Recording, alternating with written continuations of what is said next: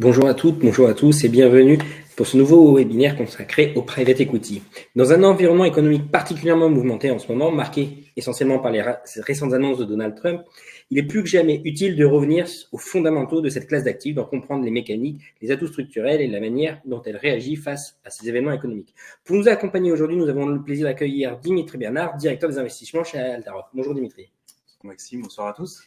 Nous allons donc réexplorer cette classe d'actifs, voir comment elle a réagi à la situation actuelle et bien sûr, évidemment, parler du nouveau millésime 2025 lancé début avril par Altaroc.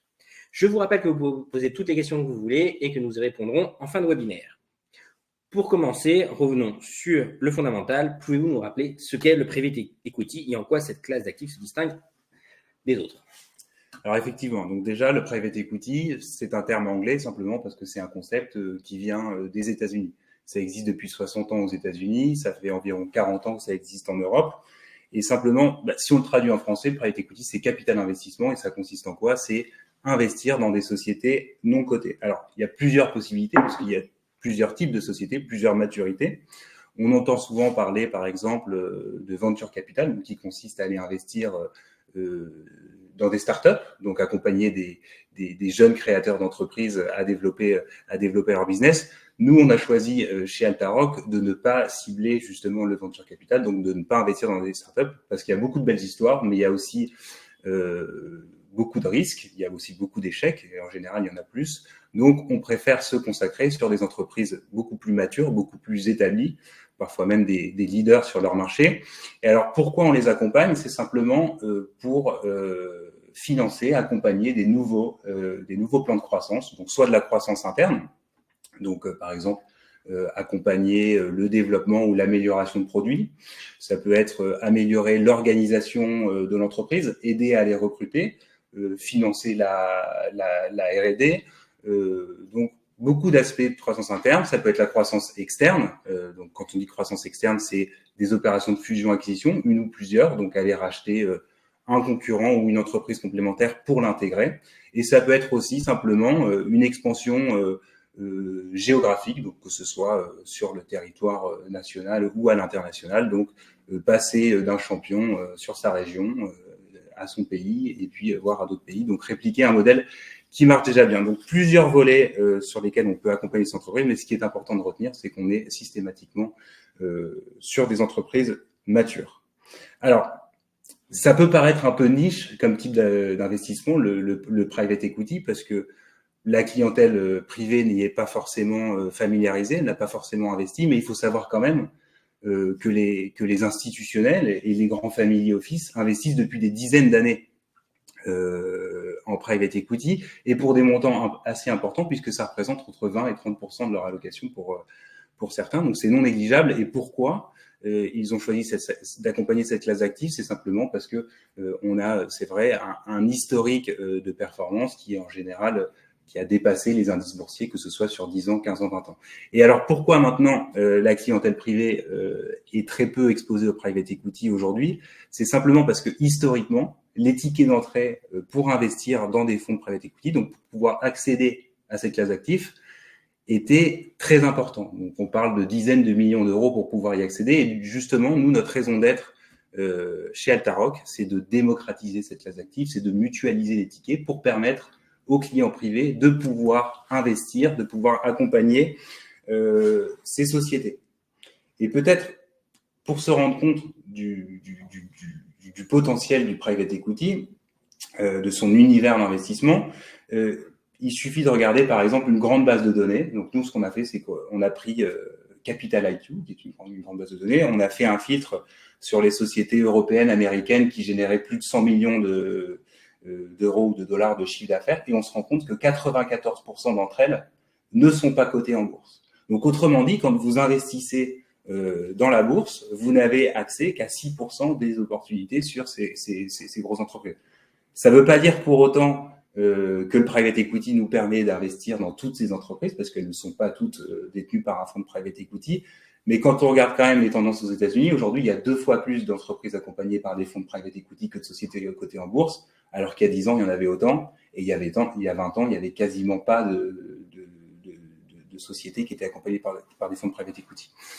Et donc, enfin, si je finis sur le principe d'un fonds de private equity, c'est quoi? C'est d'aller identifier des entreprises à fort potentiel, approcher le dirigeant, le convaincre de rentrer à son capital, proposer un business plan, le construire avec lui, l'accompagner sur 4-5 ans, et à l'issue de cette détention, c'est de revendre ses parts avec une plus-value, si possible, donc en revendant justement ses parts, soit à un autre fonds de private equity, soit en introduisant cette société en bourse, soit même en la revendant à un acquéreur stratégique.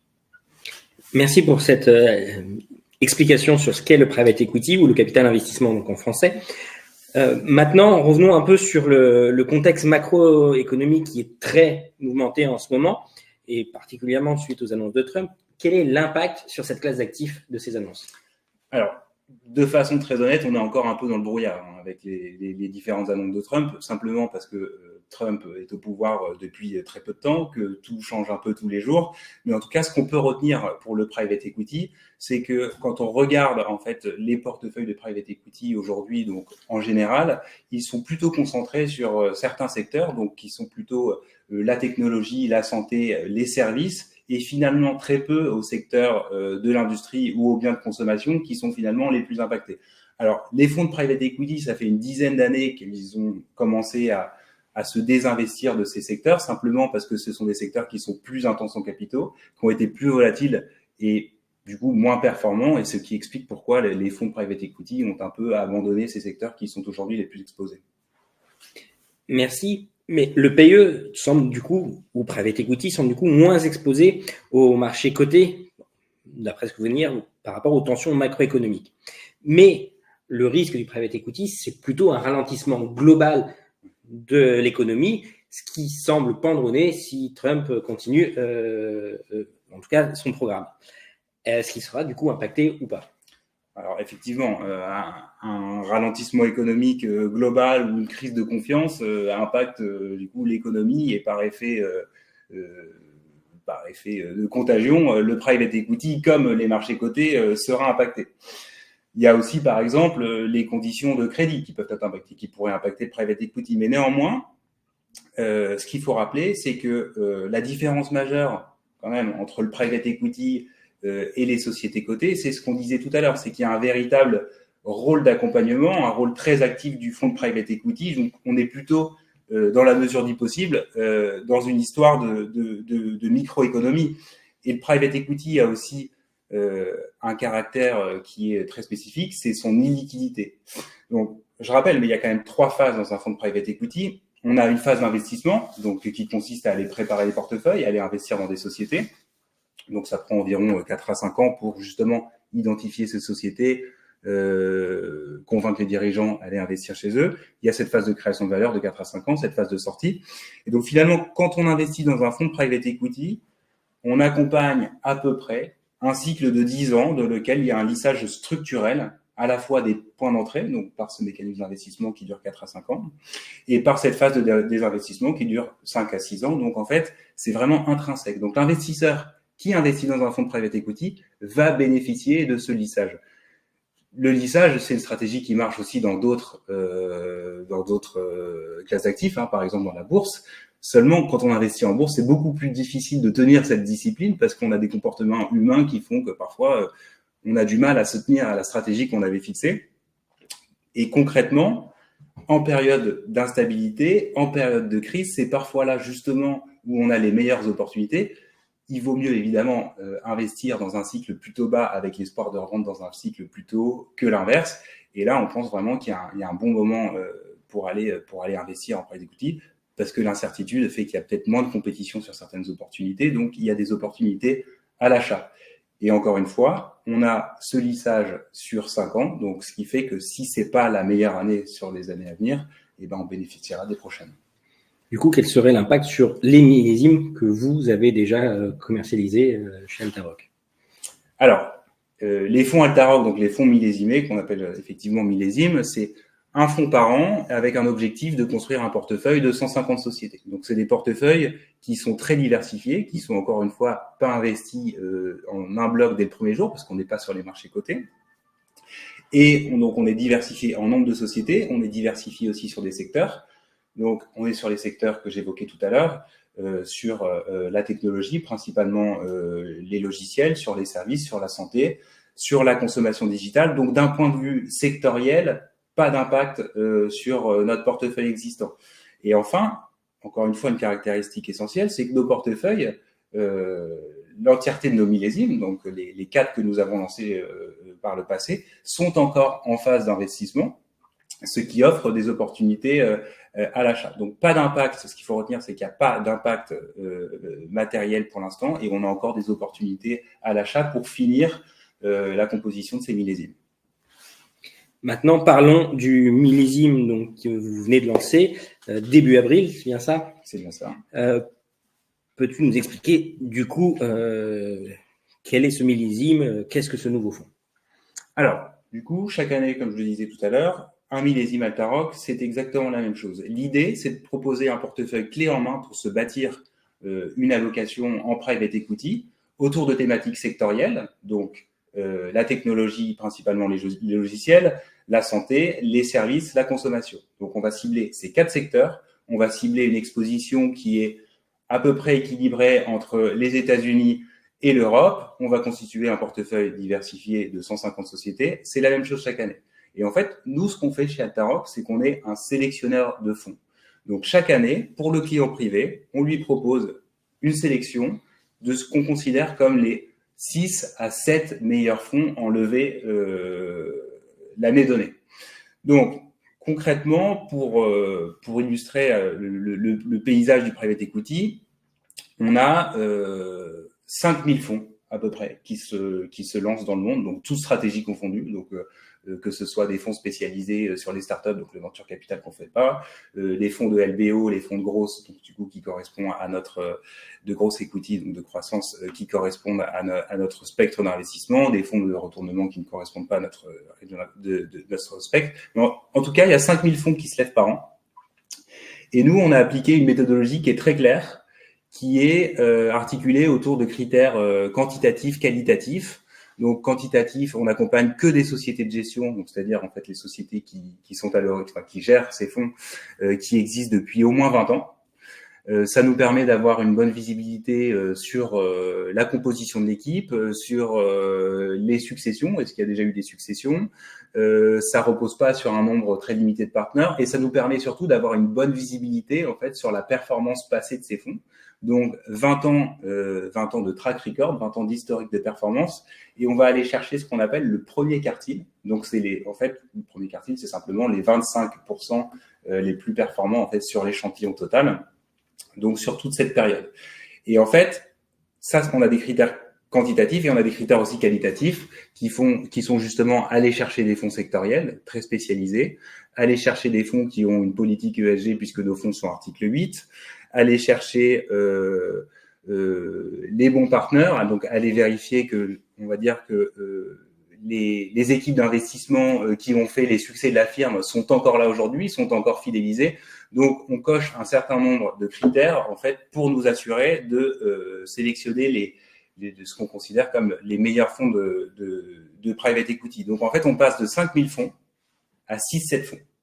Donc, concrètement, on passe juste en appliquant nos critères de taille, nos critères d'ancienneté et le track record, on aurait environ 130 fonds qui correspondent à notre univers d'investissement. Et sur ces 130 fonds, on va se focaliser sur, en général, 25 pour en sélectionner 6 ou 7. Et les filtres se font assez rapidement puisque avec tous nos critères, ça en élimine pas mal. Et justement, voilà, ce 5e millésime, aujourd'hui, vous propose 6 à 7 fonds de private equity qu'on considère de très grande qualité pour justement s'équiper sur la classe d'actifs. Donc ça, c'était votre stratégie au global, mais aujourd'hui, vous avez donc déjà sélectionné les 6 à 7 fonds sur lesquels le millésime 2025 va être investi. Alors c'est ça, c'est que ce qui nous différencie aussi, ce qui différencie notre offre, c'est cette visibilité qu'on offre dès le premier jour de lancement. Donc effectivement, on annonce une liste de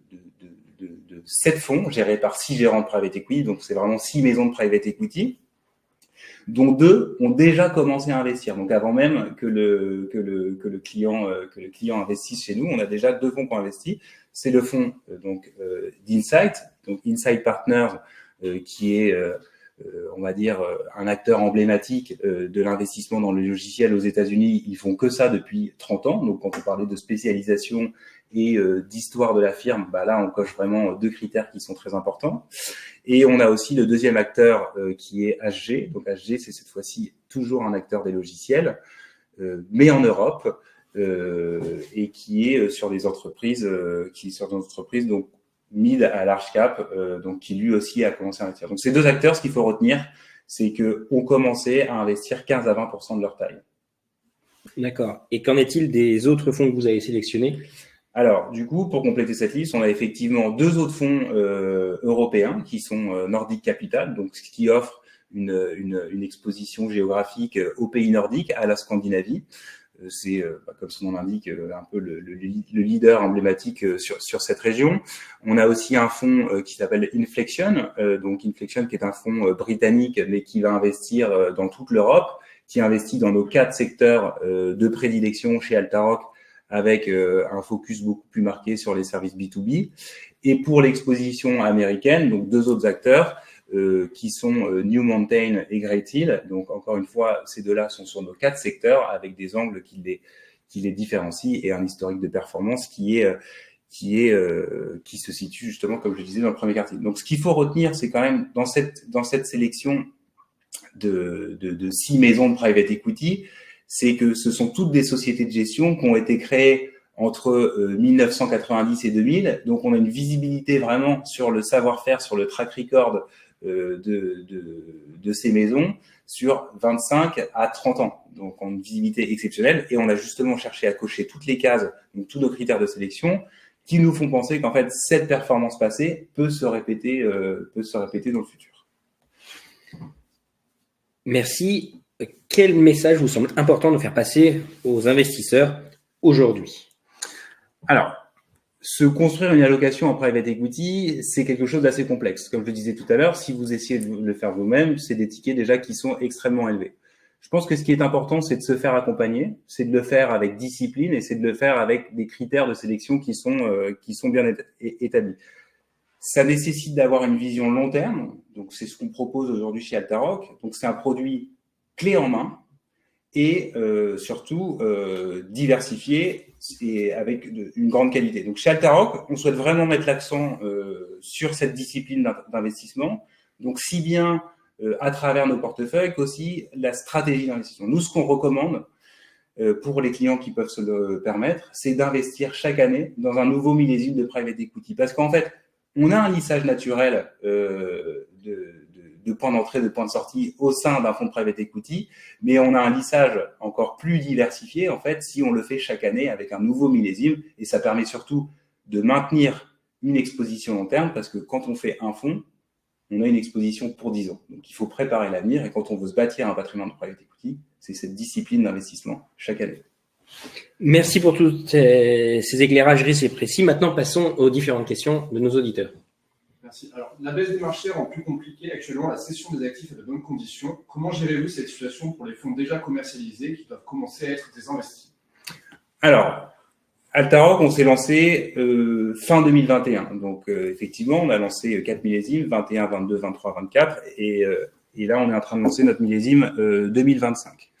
Notre fonds 2021 est un fonds qui entre tout juste en phase de liquidation de ses actifs, donc qui n'a pas connu effectivement le gel du marché du private equity qui était justement un peu dans l'attentisme en fait des années 2022 et 2023. Donc il n'était pas concerné, il était en phase d'investissement. Là aujourd'hui, il y a des fenêtres de liquidité qui se rouvrent et il se trouve que d'ailleurs le fonds 2021 qui est le seul à attendre de la liquidité, a déjà liquidé 14% de ses actifs. Il se trouve que c'est un fonds fiscal, donc qui n'a pas pu faire de distribution avant ses investisseurs, ce qui le distingue des autres. Hein. C'est une petite parenthèse, mais le fonds 2021 était un fonds fiscal, donc à plus de 50% d'exposition européenne, mais ça veut dire aussi pas de distribution avant l'année 6, ce qui fait que ses premières cessions ont été réinvesties. Donc, pas d'exposition particulière chez Altaroc sur un gros stock de sociétés à vendre, et au contraire, on a pu bénéficier pendant cette période de points d'entrée qui étaient assez attractifs, et il se trouve que on devrait encore bénéficier de points d'entrée attractifs dans cet environnement assez bouleversé avec l'arrivée de Trump. Merci beaucoup. Comment réagit Altaroc si un des fonds sous-jacents sous-performe fortement?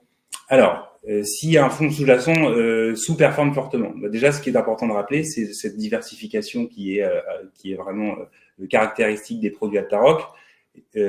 Contrairement à aller investir dans un feeder qui serait exposé à un fonds, quand vous investissez dans un fonds Altaroc, vous avez une exposition à 6 ou 7 gérants. Donc déjà, vous avez un effet de diversification qui permet en fait d'absorber cette sous-performance. Ensuite, on a un dialogue qui est vraiment très actif avec les fonds.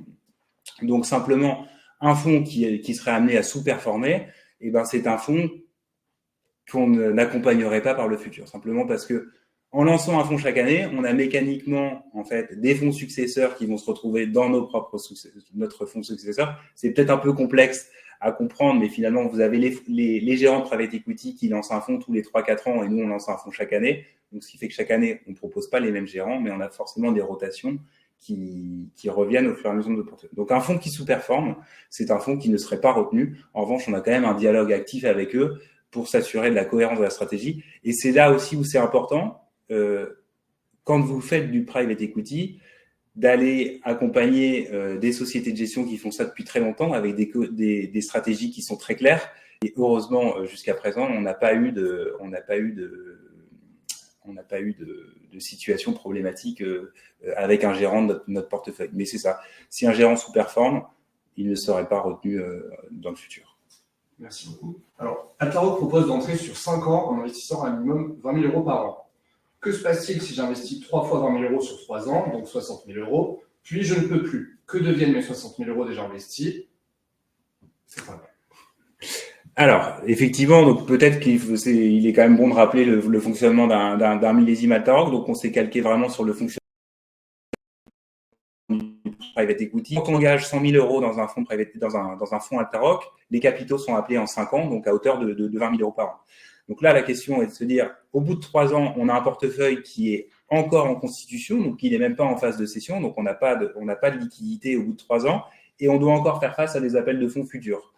Donc l'investisseur, mécaniquement, s'il n'a plus les liquidités pour faire face à ses besoins futurs, il doit trouver une solution de liquidité, et pour ça, il faut trouver un repreneur. Donc c'est déjà arrivé dans notre histoire, donc dans ces cas-là, on a donc le client qui vient voir son conseiller en gestion de patrimoine et on s'organise parce qu'aujourd'hui on a une base de 4 à 5 000 investisseurs, donc on a trouvé à chaque fois un repreneur. La réalité, c'est qu'au bout de 3 ans, c'est un peu tôt pour faire une plus-value en private equity parce qu'on a une trajectoire qui est assez caractéristique qu'il faut avoir en tête d'ailleurs dans les fonds de private equity. Dans les fonds de private equity fermés, c'est qu'on a une trajectoire en courbe en J. La trajectoire est en général négative au début, afin d'être positive. Au bout de 3 ans, on est quand même positif, mais il ne faut pas s'attendre à faire une plus-value. Donc, les 60 000 €, je pense qu'il faut s'attendre à récupérer 60 000 € sans plus-value. Il peut y avoir une plus-value, mais pas certaine. Quand on part dans un fonds de private equity, il vaut mieux partir pour un horizon de 10 ans. On a quand même vocation chez Altaroc, comme je le disais, aujourd'hui on a une base de plus de 5 000 investisseurs, à industrialiser un peu ce principe de vente en secondaire, en fait, donc de retrouver des acteurs. Et donc, il y aura probablement un jour une plateforme qui permettra en fait d'échanger, de proposer des parts à la vente pour ces investisseurs qui ont besoin d'une solution de liquidité anticipée. Très bien, merci. Pourquoi les valorisations ne sont-elles pas quotidiennes comme en bourse ? Alors, les valorisations ne sont pas quotidiennes, simplement parce que le sous-jacent, on a quand même des sociétés. Donc, le sous-jacent final, c'est des sociétés qui, en fait, communiquent au fonds de private equity des éléments parfois sur des bases mensuelles au mieux, mais le plus souvent sur des bases trimestrielles. Donc, le chiffre d'affaires, l'EBITDA, qui est un socle de valorisation. Donc, on a effectivement, en fait, pour valoriser une société en private equity, on a sa performance opérationnelle, donc soit le chiffre d'affaires, soit l'EBITDA, soit les deux. Et en face, on a un multiple. Donc, le multiple, c'est quoi? En fait, c'est un peu comme le prix au mètre carré d'un appartement. Et celui-ci fluctue à la fois avec des comparables boursiers. Donc, vous êtes une société qui est un logiciel de paye. Bah, vous allez regarder en fait tous les logiciels de paye qui sont cotés en bourse et quel est le multiple en fait d'EBITDA de cette société. Donc, celui-là peut varier tous les jours. Et enfin, vous avez la dette, effectivement, mais ce sont des éléments, en gros, ce qu'il faut retenir, c'est que à la fois, enfin, tous les éléments financiers, chiffre d'affaires, EBITDA, dette, ce sont des éléments qui sont communiqués trimestriellement. Donc, c'est pourquoi on a des valorisations qui sont trimestrielles. Merci. Alors, je comprends que les actifs d'Altarock sont principalement en dollars. Quel impact sur la valeur en euros des fonds? Alors, effectivement, à court terme, donc sur l'exposition dollar entre le 31 décembre et le 31 mars, on encaisse du coup une baisse de valorisation pour ces lignes en dollars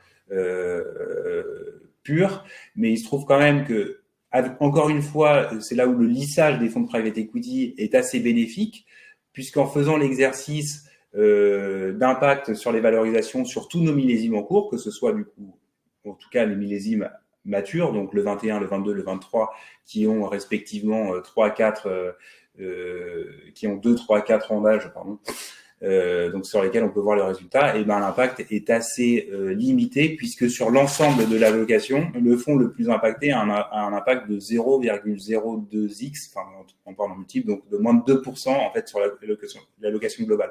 Simplement parce que le fonds 2021 investit depuis fin 2021, début 2022, et il y a eu en fait des oscillations. Donc il y a eu encore une fois des points d'entrée qui étaient bons sur le dollar, d'autres qui sont moins bons. Et là, actuellement, on continue encore à faire face à des opérations en dollars qui seront bénéfiques si le dollar reprend de la valeur. Merci. Alors, je comprends que si on ne peut pas investir sur 5 ans et arrêter en année 3, on est à risque sur le marché secondaire. Pourquoi donc ne pas appeler les 100 000 euros en une fois? Alors, on n'appelle pas les 100 000 euros en une fois parce que notre intérêt, c'est de proposer un produit institutionnel. Et en fait, un produit institutionnel, c'est un produit qui ne peut pas s'investir dès le premier jour parce que, comme je le disais tout à l'heure, on n'est pas sur les marchés cotés. Un fonds de private equity ne peut pas investir dans une centaine de sociétés du jour au lendemain, simplement parce qu'elles ne sont pas disponibles et simplement aussi parce que ce ne serait pas du tout, on ne pourrait pas avoir cette discipline d'analyse, d'approche du dirigeant, de mise en place d'un plan de création de valeur. Donc, si concrètement on vous appelle les 100 000 euros demain, on peut techniquement le faire, mais ça voudrait dire que vous auriez environ l'année 1, 80% de votre capital qui ne serait pas exposé au private equity. Et on préfère laisser ce capital chez vous ou chez votre conseiller en gestion de patrimoine pour trouver la manière la plus intéressante de placer ce capital en fonction de vos liquidités d'ailleurs par ailleurs, donc à prendre plus ou moins de risques, soit à aller chercher des investissements cotés, soit des investissements plus prudents pour ne pas mettre à risque ce capital pour faire face à vos appels de fonds. Parce que concrètement, si on investit 20 000 euros en private equity la première année et qu'on a 80 000 euros de liquidité, on ne peut pas prendre de risque sur ces liquidités, sinon on ne pourrait pas vous constituer un portefeuille investi pour 100 000 euros de private equity à échéance. Donc voilà, c'est vraiment la vocation de proposer un produit institutionnel. Il faut avoir en tête qu'il y a plusieurs indicateurs en private equity. Les deux principaux, c'est le multiple, donc c'est la somme que vous percevrez à la fin de l'échéance du fonds, donc il faut compter 10 ans. Mais il y a aussi le TRI qui mesure en fait la rentabilité de votre investissement au fur et à mesure de vos décaissements. Et donc, du coup, pour avoir un bon TRI, on ne peut pas appeler le capital dès le premier jour. On préfère, encore une fois, vous laisser le choix sur la stratégie à adopter, notamment avec un conseiller en gestion de patrimoine pour ce reste de la location. Merci beaucoup. Alors, une dernière question. Quel est le niveau moyen de levier dans les fonds que vous sélectionnez? Alors, c'est assez variable. Effectivement, j'ai cité tout à l'heure une liste de 6 à 7 fonds. On a des fonds qu'on dit de LBO, donc qui ont systématiquement recours à l'effet de levier, et on a des fonds de gross equity qui ont moins recours à l'effet de levier. Donc les fonds de LBO, disons, en termes de valeur d'entreprise, ont un levier qui peut se situer entre 30 et 40% de la valeur d'entreprise, et les fonds de gross, on est plutôt entre 0 et 10% de la valeur d'entreprise. Donc en fait, si on agrège tout ça, on peut se dire que dans un portefeuille Altarock, on a un levier qui doit se situer autour de 20%. des valeurs d'entreprise, donc un levier assez modéré. Nous, ce qu'on a, encore une fois, ça s'explique aussi par nos choix sectoriels, mais ce qu'on va vraiment, il y a plusieurs paramètres, encore une fois, pour créer de la valeur en private equity. Il y a la croissance opérationnelle, il y a le multiple de valorisation et il y a l'effet de levier. Nous, chez Altaroc, on se concentre vraiment sur la croissance opérationnelle. Ça veut dire qu'on ne veut pas être dépendant de l'effet de levier ou des impacts justement macroéconomiques qui pourraient affecter les multiples de valorisation pour créer de la valeur. On se concentre sur des entreprises et c'est pour ça aussi que c'est ce qui a motivé aussi le choix d'avoir une exposition sectorielle très marquée sur le secteur des logiciels, sur des entreprises à forte croissance. Typiquement, c'est quoi une entreprise? Et ça illustre parfaitement, mais une entreprise logicielle, c'est quoi? Un éditeur de logiciels, c'est quoi? C'est qu'il y a eu une transition en fait du modèle de licence qui, en fait, historiquement, pour générer du chiffre d'affaires, chaque année, vous devez trouver de nouveaux clients, vers un modèle d'abonnement. C'est ce qu'on appelle le mode SaaS. Et donc, du coup, maintenant que vous êtes passé en un modèle d'abonnement, vous avez une visibilité sur votre chiffre d'affaires. Vous avez aussi des taux de marge qui sont très élevés parce que vous avez peu de dépenses en interne. Et vous avez aussi quelque chose de très bénéfique, c'est que vous avez un pricing power. Vous pouvez définir votre prix, vous pouvez l'augmenter. Et donc, en gros, vous avez des croissances qui sont très souvent à 2 chiffres.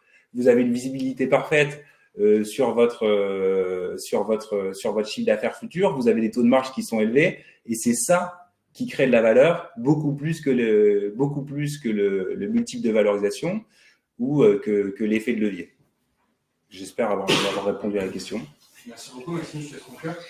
Merci en tout cas pour tous ces éclairages, c'était très intéressant. Ce qu'on retient, c'est que malgré le contexte macroéconomique agité, le private equity ou capital développement reste une classe d'actifs pertinents sur le long terme, si on peut se projeter bien sûr.